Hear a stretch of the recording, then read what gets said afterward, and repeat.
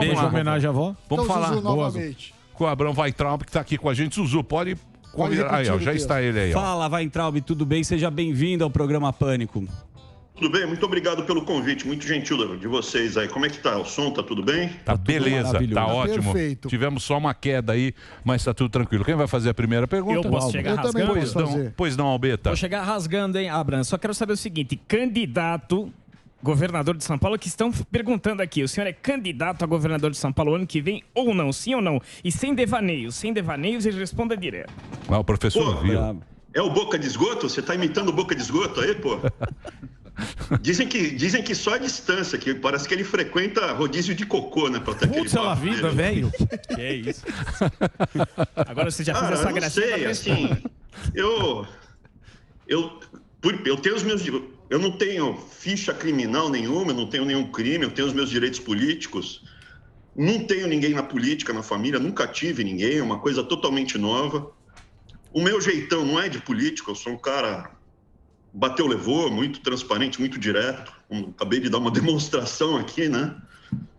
Mas eu acredito que se as pessoas não se mobilizarem, a gente vai perder o país, vai perder mesmo. Não vai perder mais ou menos, a gente vai perder o país, assim, completamente. E eu realmente acho que o Brasil é um país que vale a pena se lutar por ele. O que a gente está vendo ontem nas manifestações, eu até soltei um vídeo no meu canal do YouTube falando sobre essas, entre aspas, manifestações. É a mesma coisa que a gente viu em vários países da América Latina, inclusive alguns que já foram para o buraco, que a gente já não tem mais liberdade nesses países. Outros estão a caminho de ir para o buraco. Você tem 16 igrejas sendo queimadas num país pequeno da América Latina, várias estações de metrô explodindo. Está lá no vídeo, lá, explico no detalhe. Eu acredito que se a população, nós cidadãos, classe média, não nos mobilizarmos para lutar contra todo esse mecanismo, o Brasil vai seguir pelo mesmo caminho. O papel que eu vou desempenhar, francamente falando, ele não é tão relevante. A minha origem é de classe média, eu tive sucesso no mercado financeiro e hoje eu tenho um patrimônio que me permite, se o Brasil se estabilizar, levar uma vida muito confortável. Então, para mim, nem me interessava ter entrado nessa bagunça toda, nessa briga horrorosa. Eu preferia poder ir para minha casa lá na praia, eu tenho um apartamento na praia, andar sossegadamente pela praia. Né? Tenho um apartamento na Riviera, adoro ir para lá.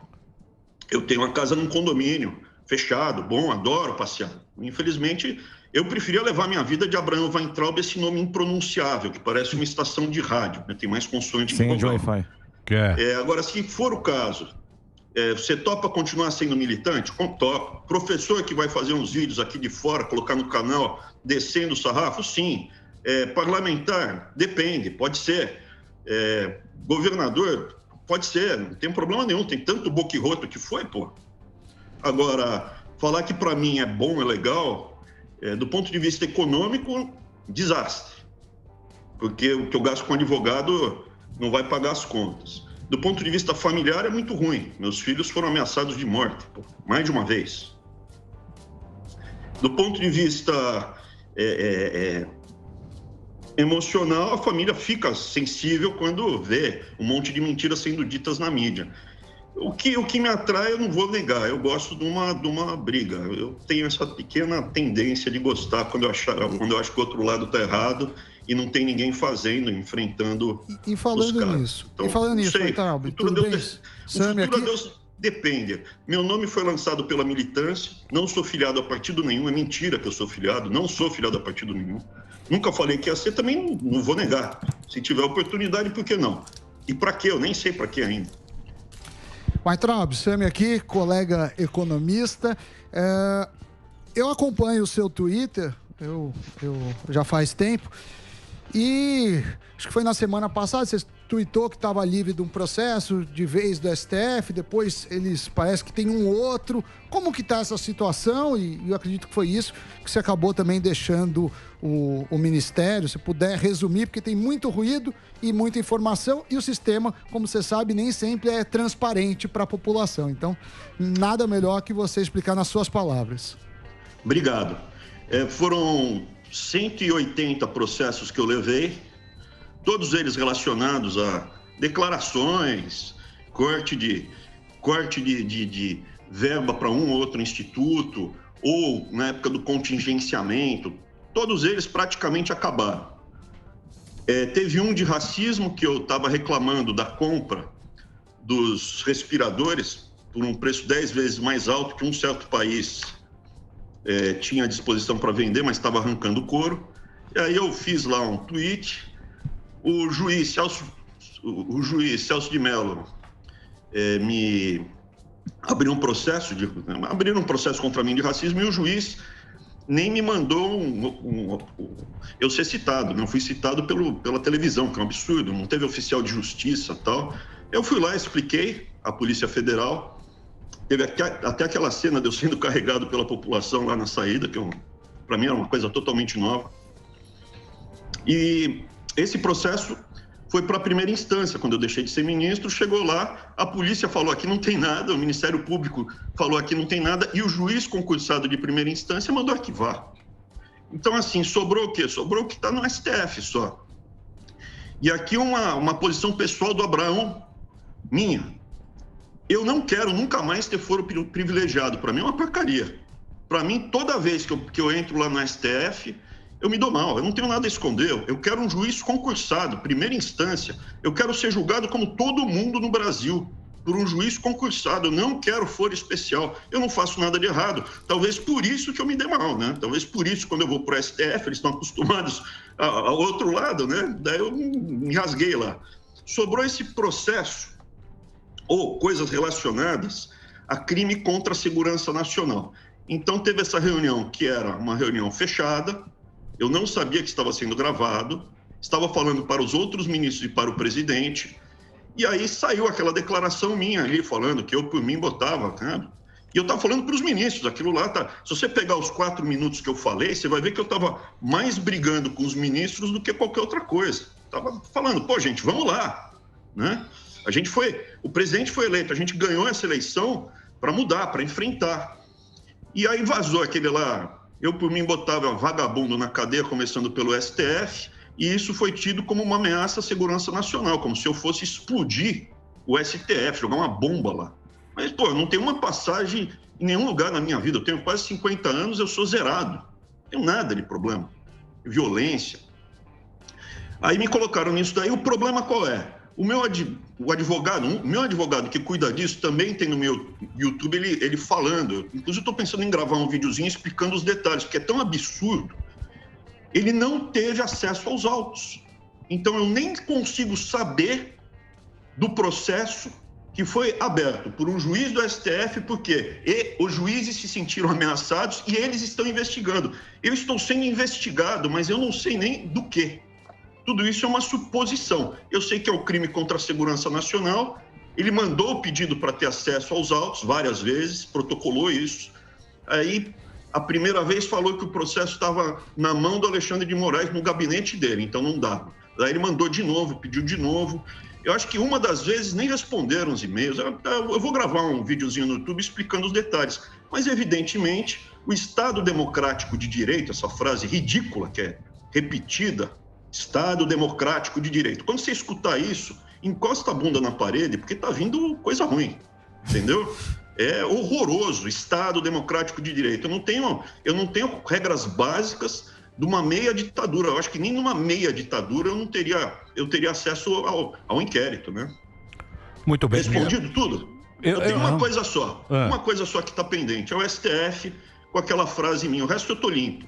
Abriram agora, o Ministério Público abriu, uma procuradora abriu uma investigação contra mim, nem sei os termos, tu que é o advogado, meu irmão que é o advogado, por improbidade administrativa. Eu estava lendo o jornal, aí eu vi lá, vai entrar uma improbidade administrativa. Eu sou um cidadão comum, quando eu vejo improbidade administrativa, eu penso em roubo. Tá falando, eu não sou ladrão? Que porcaria é essa? Ela abriu improbidade porque eu fui improbo quando falei que tinha droga nas universidades. E isso gerou um dano para a imagem das universidades, porque isso, não é que ela não falou que não era verdade, que é um exagero, que não tem um problema tão grande assim, de drogas na universidade. E aí eu estou com esses dois processos. O primeiro depende dos ministros do STF, principalmente do Alexandre de Moraes, e o segundo Eu estou muito tranquilo porque está na justiça comum. Eu acho que está na justiça comum, então esse daí eu estou muito tranquilo. Eu confio na justiça dos juízes concursados. Muito bem, eu vou pedir para fazer um break rapidinho. Boa. Tem muita gente assistindo a gente, mas eu tenho que fazer um break pago agora. Para a rede é um break pago, né? Na sequência a gente volta com o Weintraub conversando com a gente diretamente dos Estados Unidos. O Instagram dele é Abraham Weintraub. Você sabe o que quer dizer Weintraub? É vinho de uva. Opa, Weintraub, vinho de uva. Boa. Eu vou para o break e na sequência eu voltarei aqui na Jovem Pan. Vamos lá. Jovem Pan. Nós vai ali, volta, nós só vai ali, volta já. Pânico. O carnezinho das lojas 100 é o crédito mais fácil, mais rápido e barato, porque tudo é resolvido nas lojas. Os planos são super facilitados, sem taxas de abertura de crédito, emissão de boleto ou anuidade. A gente pode comprar sem entrada com até 50 dias para começar a pagar. Você pode escolher o dia do vencimento ou adiantar o pagamento e ganhar um desconto. Vai passar. E a gente sabe com quem contar. Loja 100, ainda bem que tem.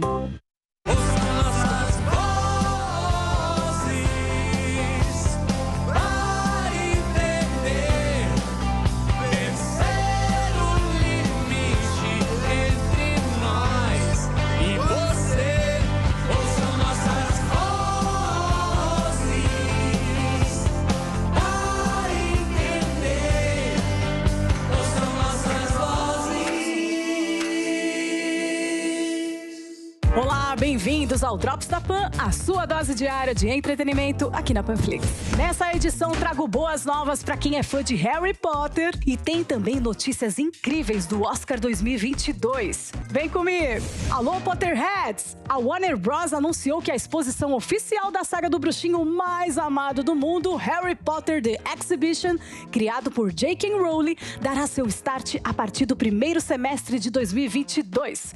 E a primeira cidade a receber a mostra será a Filadélfia, nos Estados Unidos. Mas a intenção do estúdio é colocá-la em turnê internacional. A exposição promete aquecer o coração dos fãs com áreas dedicadas não só aos filmes da história principal, mas também do longa Animais Fantásticos e da peça de teatro Harry Potter e a Criança Amaldiçoada. Figurinos e acessórios usados nas produções dos filmes fazem parte do acervo e você que é fã, acompanhe no site oficial da exposição quais serão os próximos destinos e vamos torcer para vir para cá, né? Vai bombar, hein?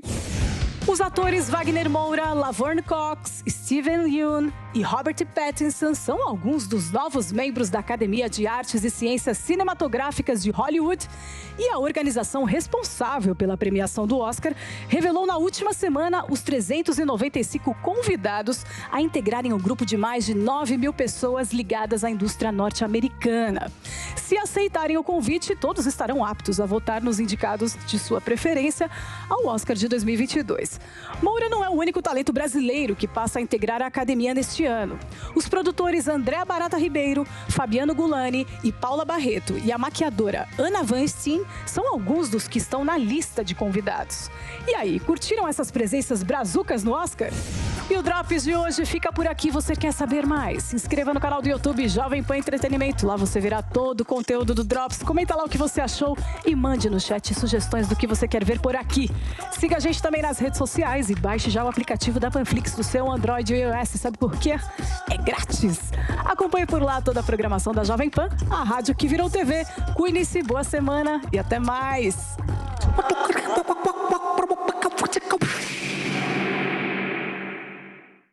Baixe já o Panflix e chore de rir com as imitações mais iradas do planeta. Aí daqui a pouco vão deturpar o que eu tô dizendo e dizendo que eu sou misório, misófilo, machista mesmo. Como é que fala esse troço, índio? Mas vamos começar aqui com as perguntas. O senhor está preparado para o show do Silvão, ministro? Vamos lá. Vamos à primeira pergunta, valendo uma excursão de Chernobyl. Acelera. São Paulo. Olha, acabei de chegar dos Alpes Suíços, lá de Geneve, mas adoro esse clima tropical. Olha só, ministro, quem é culpado pelo aquecimento global? Número 1, Bolsonaro, Jair Bolsonaro, o presidente. O número 401. O presidente, mas não é do Brasil, não. Computador. Qual é a resposta? Certa resposta, o ministro acertou mais uma, mas tá impossível esse ministro. Vou mandar minha saudação aí para o pessoal da República. Esse programa é um lixo. Pânico, Jovem Pan. Muito bem, meus amores, estamos de volta aqui na programação da Panflix para todo o Brasil, pela Rede Jovem Pan. Abraham Weintraub está conversando com a gente. Estamos falando aqui, ele foi ex-ministro, né? Foi ex-ministro da Educação e agora ele está nos Estados Unidos. Ele vai voltar, direto ao ponto. Exatamente. Então o Weintraub está aqui conversando com a gente.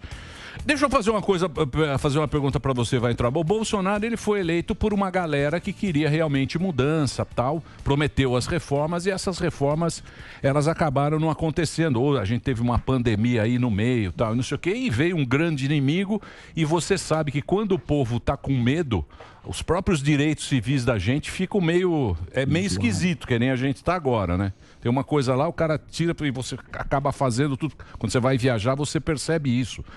Você tem medo das coisas.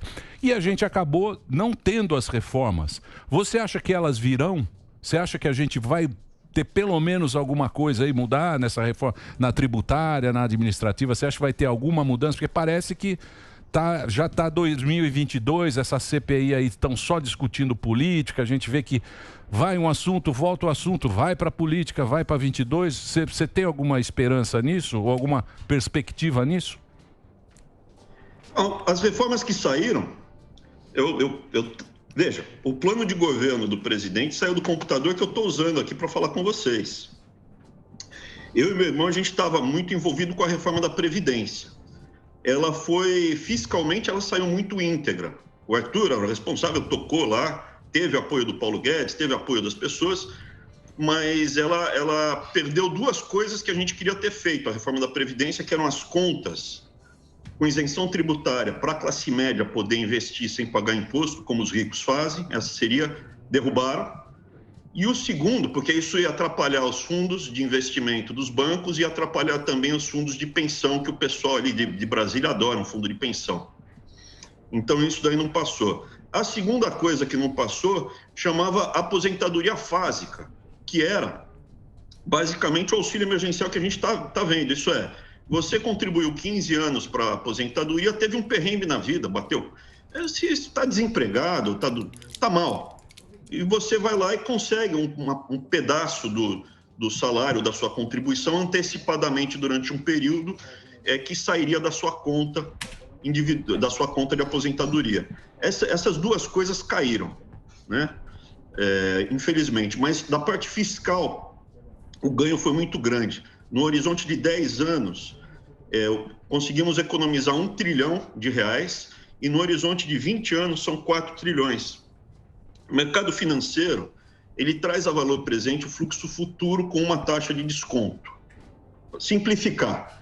Mercado financeiro, as pessoas viram essa conta e graças a essa conta, vendo que o Brasil é solvente no longo prazo, ficaram tranquilos para o Brasil poder atravessar o primeiro, segundo ano, mesmo com essa pandemia rolando a dívida. A gente já estava com problema de rolagem no final do governo Temer e no começo do presidente Bolsonaro, dada a incerteza. Quando no primeiro dia foi enviada a reforma, o mercado todo ficou surpreso, inclusive até a própria Miriam Leitão falou, pô, a reforma é boa, nossa, que maravilha, porque a gente escondeu. E aí eu vou falar por que eu tô... A outra reforma que eu acho importante, que a gente também estava muito envolvido, era com a independência do Banco Central, que foi resgatada pelo plano de governo do presidente Bolsonaro. São duas coisas importantes. Aí eu vou falar o que aconteceu com as outras duas. Para a Previdência, eu e o Arthur, a gente ficou estudando. Desde 94, estava se tentando passar uma reforma da Previdência. E por que deu errado? Aonde estava errado? A primeira coisa, você não pode mostrar a reforma, porque parece aquele desenho da Cinderela. A Cinderela pega, faz o vestido todo bonito, e aí aparece um bando de gente interesseira, complicada, e vai lá e começa a falar mal, destruir, arrancar pedaço. Então, quando a gente revelou a reforma só na última hora, no dia 1º de janeiro, eles tiveram pouco tempo para tirar as partes principais. O que eles tiraram foi mesmo as contas individuais e também porque o lobby dos fundos de pensão e o lobby dos bancos foi grande E a outra que eles tiraram foi esse auxílio emergencial, que seria uma aposentadoria básica. O que acontece? Respondendo objetivamente, né? Na tributária, o time responsável, ele não teve a mesma estratégia, então ela chegou meio cambaleante. Eles deixavam transparecer, passava uma ideia, passava outra, sofria muitos ataques. Então, o que aconteceu foi que a reforma tributária não foi enviada no dia 1º. Você tem que enviar as reformas no dia 1º, no dia 2, no primeiro mês. Passou isso, o timing vai se perdendo mesmo, fica ruim. E não tinha uma estratégia tão clara assim. Na administrativa, menos ainda. Então, eu não sei se vai passar ou não. Eu acho que o cenário está muito tumultuado. Eu espero que a gente tenha uma boa reforma tributária, porque o sistema tributário no Brasil é péssimo, é horroroso. E a reforma administrativa, eu acho que você tem que fazer uma reforma que seja boa, mas sem punir ou acabar com a estabilidade dos bons funcionários públicos. Por quê? Porque se for para simplesmente acabar com a estabilidade e permitir o outro indicar, vai ficar pior ainda, né? Porque o político lá vai querer indicar a turma da patota deles, né? Ô, ministro, posso fazer... Não falando do governo Bolsonaro, falando nos próximos, né? Então, ou nos governadores. E reforma tributária tem uma grande preocupação, que é onde os lobbies das empresas entram no Congresso. Então, manda a reforma. Aí começa, não, vamos fazer uma isenção aqui, vamos tirar um peso dali, vamos. E o pessoal ali com os lobbies recebe muita verba, enfim, é como muito parlamentar fica rico. Assim como isenção tributária de empresa, não, precisamos ter isenção tributária. O governo do estado do estado lá do... Não vou falar o nome para evitar polêmica, mas de um estado qualquer faz uma isenção tributária de 50% sobre o ICMS durante 40 anos. Você pode ver, essa empresa que está recebendo essa isenção tributária continuamente contribui para a campanha do político que está dando a isenção tributária. Continuamente contrata gente ligada a esse político para trabalhar como empresário, como consultor ou no conselho da empresa. Então, a gente precisava fazer uma reforma tributária que limpasse toda essa lambança. Brasília é muito pior do que vocês possam imaginar. Minha origem é classe média, deixei de ser classe média, não vou negar. Mas minha origem, não sou bilhardário, mas eu pude me dedicar. Mas assim, minha origem é classe média. E, pô, andava de ônibus, metrô, ainda ando, não tem problema nenhum. Mas o que acontece? Isso choca. Quando a nossa família não é política, quando a gente está mais distante, você fica chocado quando você vê muito pior do que passam para a gente. A estrutura, o mecanismo é muito mais podre do que passam pra gente. Posso fazer uma pergunta aqui? Indo lá na época do senhor ministro aí. São 3 perguntas bem rápidas. Eu queria saber se... 3 perguntas? Mas em 10 segundos, eu não vou demorar aqui. Poder de síntese. O poder de síntese aqui é rapidão. Queria saber se você foi injustiçado, se você tem alguma mágoa e o que você fez de melhor como ministro. Por quê? Injustiçado e mágoa, isso daí é pra cara mal resolvido. Eu sou um cara bem resolvido. Aquela coisa, a minha origem... eu não ganhei o presente de Natal. Mas você não ficou feliz de ter saído. Quantas vezes você não passou por isso na vida? Né? Mas não ficou feliz de ter sido tirado do ministério, né? Mas assim, não tem mágoa, não tem... Esse sentimento de injustiça, o mundo não é justo. Não existe isso. Ai, meu Deus, e carregar mágoa. Isso é bobagem. Olho pra frente, por isso que eu tô sempre rindo. Na minha mochila, eu não carrego quase nada de sentimento negativo. Por isso que eu viajo leve, por isso que... Pode ver, às vezes que eu entrava no embate no Congresso, ia para lá, os caras vinham, batiam, me cercavam, me xingavam, me ameaçavam. As pessoas não sabem, mas atrás tem gente ameaçando. Caramba. E eu tava rindo. Sim. Pode ver, né? Então, assim, eu viajo leve, isso é de mágoa, de injustiça. Achei a injustiça muito maior. E o que você fez de melhor lá? O que você deixou de bacana como ministro? Um monte de coisa que obviamente não vão comentar. Eu vou falar que me ocorre. Recentemente a Folha fez uma matéria contra o Enem Digital. Os donos da Folha são os donos da Gráfica Plural, que fazia o Enem impresso. Quando eu estava lá, deixou de fazer. Ficaram possessos. E você via a Folha toda hora me descascando. A gente fez tudo limpinho. Fomos ao TCU, Tribunal de Contas da União, fez tudo bonitinho e o pessoal da Folha saiu. Veja, para fazer o Enem, não dá para ser em qualquer gráfica. Tem umas 2 gráficas no Brasil que podem fazer. Por isso que a gente quer fazer como é feito no mundo inteiro, Enem digital. Você vai num horário, num dia, perdeu, teve piriri, remarca, não perde o ano inteiro. Coisa mais civilizada que tem, o custo final é muito mais baixo. Eu saí de lá, infelizmente já começaram a tirar um pouco os planos, né? Foram 100 mil pessoas que fizeram, que tinham vagas, né? O Enem teve uma abstenção muito grande, o impresso e o digital. A abstenção em ambos foi igual. Mas a gente fez 5% do Enem já digital. Só que agora tiraram o pé do acelerador, vão manter o número percentual e vão fazer no mesmo dia. Que a ideia era fazer em várias vezes o digital para a pessoa perdeu, teve um problema, poder refazer. Então, esse daí, o Enem digital, foi importante, mas se pegar a carteirinha digital também.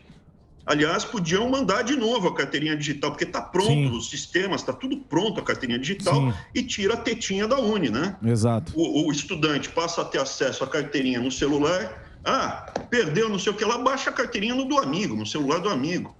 E o custo é baixíssimo, baixíssimo. Boa.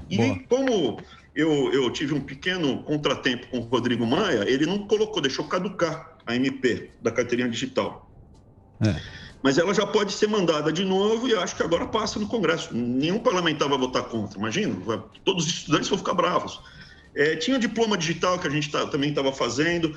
Eu acho que o maior impacto vai ser a política nacional de alfabetização, porque a gente acabou com Paulo Freire, tudo com assim, adesão voluntária, as pessoas não sabem, mas a nova política precisa ser feita com métodos provados que cientificamente são eficazes.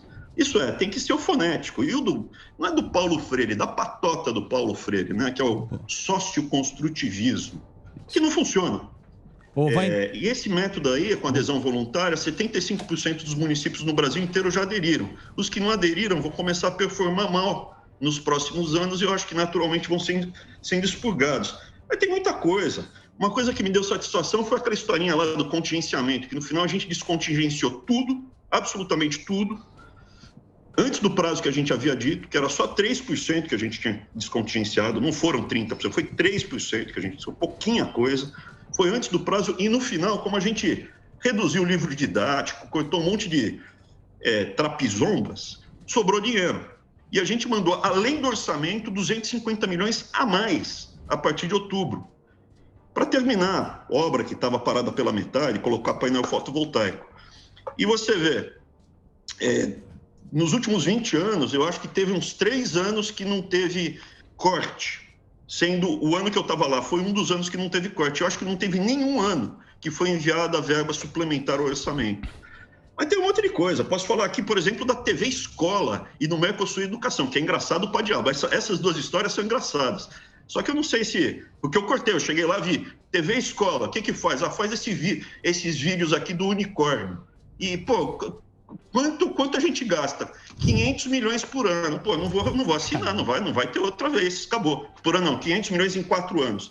Não vai ter mais, que é mais ou menos o que gasta com a TV Cultura aí no estado de São Paulo. Tem o Mercosul Educação, que também foi mais ou menos a mesma pegada. Eu não queria falar demais, porque senão tomar outro... Você falou que ia ser rápido, mas a pergunta é longa. Lá, várias perguntas. Fiz pergunta curta. Você é um sincerão, né? Você falou que você não precisava, né? Você está contando essa história, tem uma bela casa em Riviera, que ganhou com seu dinheiro próprio.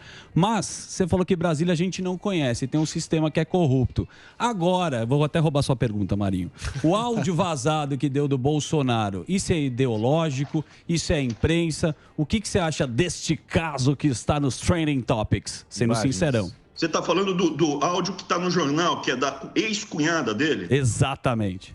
Assim, se tiver coisa errada, não conte comigo para defender. Pegaram o áudio dele falando isso, pegaram o áudio do presidente Bolsonaro falando isso, não conte comigo para defender.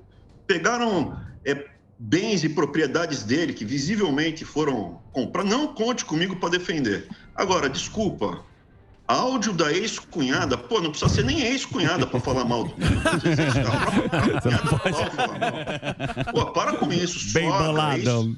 Ex-cunhada e sogra. Você não pode. Ex-cunhada e sogra não podemos. Pelo amor de Deus. Não tem nem credibilidade. Eu acho que saiu até barato, né? Vamos entrevistar a ex-cunhada. Você faz a CPI com a ex-sogra, né? Vamos entrevistar a ex-cunhada Tá certo. Atua aí. Que coisa, hein? Que loucura. Mas eu vou falar mal de você, cara. Você já foi casado, não foi? Foi. Sabe da minha vida, né? Só não Se for fala nada. entrevistar sua ex-sogra, sua ex-cunhada... Elas me adoram, tá? Tem uma bela relação. Mentira. Beijo, Sâmia. Só na Adoro frente. você. Muito Coisa bem. bonita. Mas eu acho que você é exceção. Eu não verdade. passei por isso, mas tem uma peça teatral que é Medeia, que foi o Ésquilo que escreveu, da dramaturgia grega. Sim. E ele termina, né, com a Medeia mandando os filhos dela carregarem um vestido envenenado para matar a nova mulher do marido dela, né? E aí ela fala, pô, mas meus filhos, eu vou matar os meus filhos. Ela fala, não, mas ele precisa ser punido. E termina a peça com uma frase fantástica. Os deuses desconhecem ira maior do que de uma mulher largada. Sim. Isso daí tem 2.500 anos. Sim. Será que tá valendo ainda hoje em dia? É. Bonito. E 22? É isso que eu ia perguntar. E Tá, 22? Tem 22? Porque é o seguinte, a gente tem a audiência do Pânico, tem muita gente que é bolsonarista, que é apaixonado, que é fanático pelo Bolsonaro, tem muito lulista, que é do Lula, e tem uma turma que não sabe para onde vai. É uma turma que está perdida, que ela fala, eu fui no Bolsonaro, não sei se eu vou, também não gosto do Lula, que é essa turma que está aí que a gente chama de chapa-tênis. Que é a turma que... Você acha que vai para onde isso? Eu espero que não seja pro... Eu não posso falar... Eu não deveria falar tanto de política. Eu vou fazer uma parábola, por analogia, porque o meu cargo aqui não me permite falar tanto de política. Evidentemente que eu espero que vá para o presidente Bolsonaro. Você chega numa padaria, não sei se ainda tem, na padaria tem um prato feito. Aí você chega na padaria e fala assim, bicho, o que tem hoje para comer? Hoje tem picadinho e tem, sei lá, frango na chapa, que tem um peito de frango na chapa. O frango vem com macarrão, o picadinho vem com arroz, feijão e farofa, beleza? E aquela folhinha de alface com tomate, beleza? Pô, mas não dá para fazer um estrogonofe para mim? Não, hoje só tem essas duas alternativas. Pô, mas eu queria tanto comer estrogonofe, vou repetir, hoje tem picadinho e tem frango. Então, assim, a pessoa vai ter que fazer uma escolha. Se a opção for, você prefere fígado acebolado, eu não gosto muito de comer fígado. Aquele bife de fígado que a mãe fazia porque achava que estava com pouco ferro no organismo. Hoje em dia eu tenho ferritina alta, provavelmente por causa disso. Comi um montão desse bife fígado acebolado. Merda. É horrível. Fígado acebolado, né? Coisa de mãe. mãe. Fazia língua de boi, cara. Outra coisa que eu olhava para aquela língua, eu falava, meu Deus do céu, uma língua, isso daqui nem o cachorro vai querer comer, cara. Comer aquilo lá. Você tem duas alternativas, filho. Você pode comer aqui o bife de fígado acebolado com arroz, feijão e farofa, ou pode comer aqui o bonzo, a ração da sua cachorra. Eu vou comer o bife. Você pode comer o bife ou pode comer um prato de cocô. Eu vou comer o bife, cara. Então, assim, eu acho que a gente no passado, por exemplo, eu votei no Alckmin. Por que você votou no Alckmin? Porque o outro não era, mas é um macarrão insosso, com um molho ruim, meio passado. Mas o outro é um prato de cocô, cara. Não, tá louco? Entendeu? Então, assim, primeiro que eu acho que os desafios que a gente está tendo não é só o presidente, a classe média brasileira despertou. A gente despertou e a gente está descobrindo, graças à internet, ao celular, que o mecanismo está aí de pé desde a proclamação da República. O que me choca, o que eu descobri em Brasília, é que as pessoas que eu cruzei lá são descendentes dos caras que fizeram o golpe da República e mandam no Brasil desde 1889. É capitania hereditária ainda, até hoje. Eu não sei se é capitania hereditária, porque no Império tinha outra dinâmica. Eu estou até dando agora aulas de história no meu canal do YouTube, justamente para mostrar. Então você pega, por exemplo, o Fernando Henrique, o bisavô dele estava no golpe da República e era um dos milicos mais radicais lá, que queria mandar matar a família real. Você pega um monte de gente que estava lá, depois com Rui Barbosa, a família Mairim, tem um monte de cara que até hoje manda no Brasil. Você vai puxando o fio e vem. Os nomes são os mesmos, quando não é o mesmo sobrenome, você vai ver, é parente. Então, a classe média acordou que a gente é frango de uma granja desses caras.